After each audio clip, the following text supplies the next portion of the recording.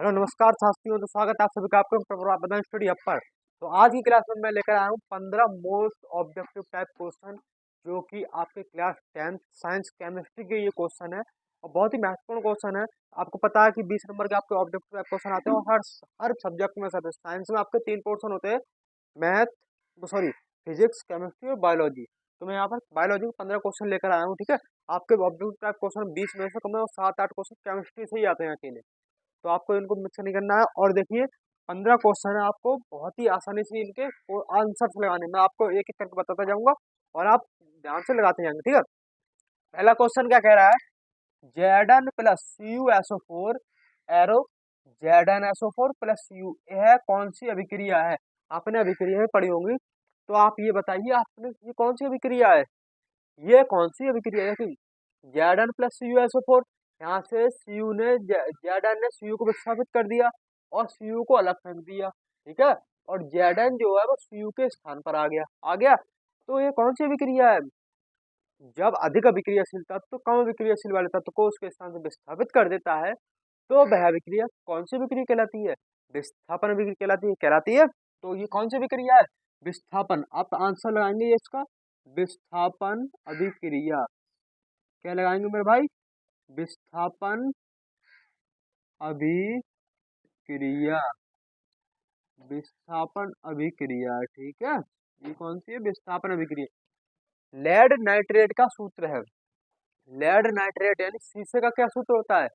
Lead nitrate का सूत्र होता है वो होता है PbNO3 का होल ट्वाइस, PbNO3 का होल ट्वाइस। ये है लेड नाइट्रेट का सूत्र। ठीक है, बीज का उगना कौन सा परिवर्तन है? आपने बहुत ही परिवर्तन, रासायनिक परिवर्तन पढ़े होंगे, तो आप ये बताइए कि बीज का उगना कौन सा परिवर्तन है? ये प्रीवियस ईयर क्वेश्चन है जो आ चुके हैं, वो ही है। ठीक है, कोई और नहीं है, आपको इनको बिल्कुल रख लेना है अपने दिमाग में। बीज का उगना कौन सा परिवर्तन है, बताइए बीज का उगना कौन सा परिवर्तन है? लेकिन भौतिक परिवर्तन में क्या होता है कि कोई अवस्था अगर एक पहली अवस्था से दूसरी अवस्था में चेंज होगी, तो वह यह क्षमता रखती है कि दूसरी अवस्था चेंज हुई है वो पहली अवस्था में भी लौट कर आ सकती है। जैसे पानी से बर्फ बनना, फिर बर्फ से पानी भी तो बन सकता है। तो कौन सा परिवर्तन? भौतिक परिवर्तन। रासायनिक परिवर्तन में क्या होता है कि अगर कोई अवस्था एक अवस्था दूसरी अवस्था में चेंज होगी, तो वह पहली वाली अवस्था में नहीं आ पाएगी। जैसे दूध से दही बनना, दूध से दही बन गया लेकिन दही से दूध नहीं बन पाएगा। ठीक है, तो बताइए बीज का उगना कौन सा परिवर्तन है? अगर बीज उग के पौधा बन गया तो आप पौधे से बीज बना सकते हो? नहीं बना सकते ना। तो बीज का उगना है रासायनिक परिवर्तन। कौन सा है? रासायनिक परिवर्तन। तो आप यहाँ पर करेंगे, लिखेंगे रासायनिक, रासायनिक परिवर्तन, रासायनिक परिवर्तन। ठीक है, रासायनिक परिवर्तन। खाने के सोडे का अणु सूत्र है, बताइए खाने के सोडे का अणु सूत्र क्या होता है? Sodium by carbonate, NaHCO3, sodium by carbonate. तो लिख लेना आप NaHCO3। ठीक है, NaHCO3। ओके, कोई बात नहीं। ठीक, शून्य पीएच मान वाला विलयन होगा जिसका पीएच मान शून्य यानी 0 होगा, वो कौन सा विलयन होगा? बताइए, मतलब क्या होगा जिसका पीएच मान अगर शून्य होगा तो क्या होगा? अम्ल होगा, क्षार होगा, ठीक है, या उदासीन होगा, क्या होगा? तो आपको पता है कि जिसका पीएच मान 0 से लेकर 7 तक होता है उसका वो होता है अम्लीय। जिसका पीएच मान 7 होता है वो होता है उदासीन। जिसका पीएच मान 7 से लेकर 14 तक होता है वो क्या होता है? वो होता है आपका क्षारीय। ठीक है, तो शून्य पीएच मान वाला विलयन होगा तो ये कौन सा होगा? अम्लीय विलयन होगा। कौन सा होगा? अम्लीय विलयन। तो लिख लेना आप यहाँ पर अम्लीय विलयन, अम्लीय, अम्लीय विलयन, अम्लीय विलयन। ठीक है, बात क्लियर? ठीक है, नंबर 6 क्वेश्चन है, अम्लीय वर्षा का संभावित पीएच मान है। जो अम्लीय वर्षा का संभावित पीएच मान है वो कितना होता है? अम्लीय वर्षा होती है, कहते हैं कि जब पहली बारिश होती है बहुत दिनों बाद, तो उसमें नहीं जाना चाहिए क्योंकि उसमें अम्लीय वर्षा है वो। ठीक है, अम्लीय वर्षा का पीएच मान क्या होता है? अम्लीय, जब अम्ल आपके शरीर के ऊपर गिरता है तो आपका शरीर क्या होता है? अम्ल गिराते हो तो उस पर आपके शरीर पे स्पॉट से पड़ जाता है, यानी जल जाता है। तो वही कहते हैं अम्लीय वर्षा में नहीं नहाना चाहिए। तो अम्लीय वर्षा का संभावित पीएच मान कितना होता है? वो होता है 5.2। कितना होता है? 5.2। 5.2, ठीक है। 5.2 यानी ये अम्ल है, जिसका pH 5.2 है वो क्या है, अम्ल है, दुर्बल अम्ल है, लेकिन अम्ल तो है ना, दुर्बल अम्ल है ये, ठीक है। जल को जीवाणु रहित बनाने के लिए उपयोगी पदार्थ है, जो जल को जीवाणु रहित बनाने के लिए उपयोगी पदार्थ कौन सा है, वो आपका विरंजक चूर्ण। कौन सा है, विरंजक चूर्ण, जिसका सूत्र होता है CaCO Cl2, विरंजक विरंजक चूर्ण। आपको एक एक नंबर वाले क्वेश्चन ना बहुत ही इंपॉर्टेंट है, आपको याद कर लेने बिल्कुल, ठीक है। 8वां क्वेश्चन क्या है, वह धातु जो सामान्य ताप पर द्रव है, वह धातु क्या है जो सामान्य ताप पर द्रव है, यानी कमरे के ताप पर क्या है, द्रव है। तो मैंने बताया था आपको कि पारा एक इकलौती एक ऐसी धातु है जो द्रव है सामान्य ताप पर, ठीक है, ओके। जो सोडियम है वो भी मतलब द्रव नहीं है, वो मुलायम है, जो आपको उसको चाकू से काट सकते हैं, वो द्रव अवस्था में नहीं है। द्रव अवस्था में सिर्फ पारा है, जो आपको थर्मामीटर में देखने को मिलेगा, ठीक है। द्रव अवस्था में क्या पारा, तो क्या ये है आपका सामान्य पर ये है पारा यानी मरकरी, पारा या मरकरी, जिसका जो वो होता है, अगर इसका Hg क्या है, इसका प्रतीक है, ठीक है। अमलगम होते हैं, अमलगम क्या होते हैं, आपने धातु अधातु वाला चैप्टर पढ़ा होगा, तो उसमें अमलगम क्या होते हैं, मिश्र धातु ही तो होते हैं।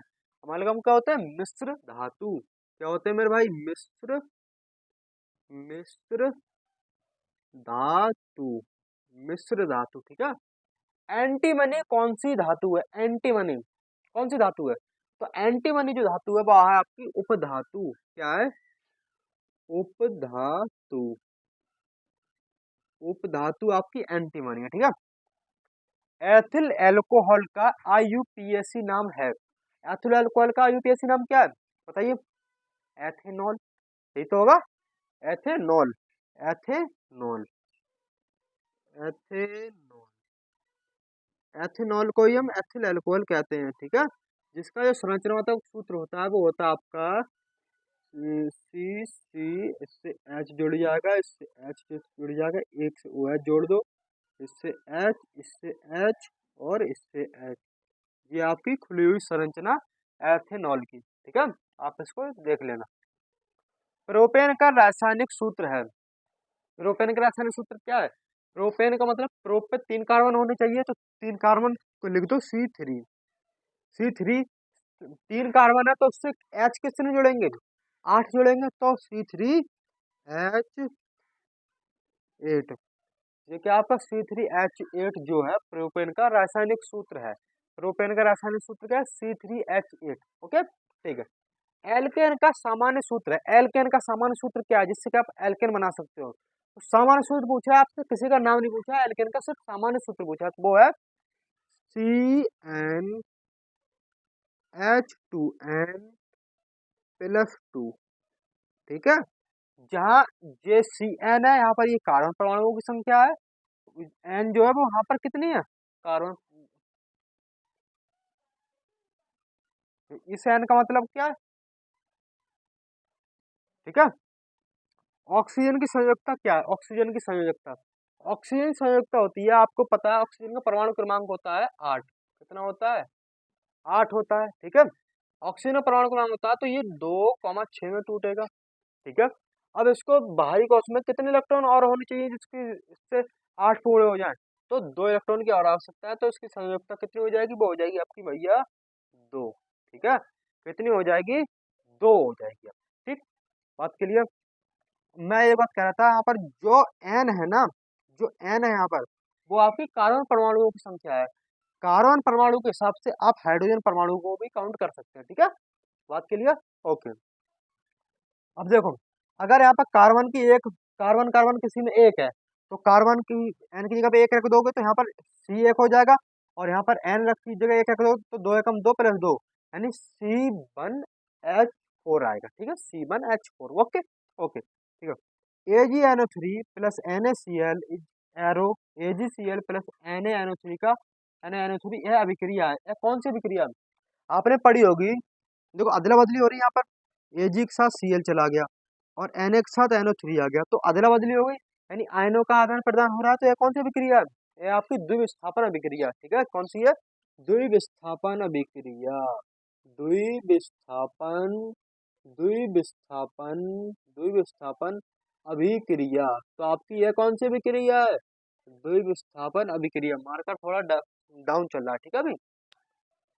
तो ये रहे आपके 15 मोस्ट इंपोर्टेंट क्वेश्चन। आप आई होप आपने ये बहुत अच्छी तरीके से याद कर लिए होंगे, ठीक है। और मिलते हैं और शानदार क्लास के साथ। तब तक नमस्कार, धन्यवाद, सत श्री अकाल, जय हिंद।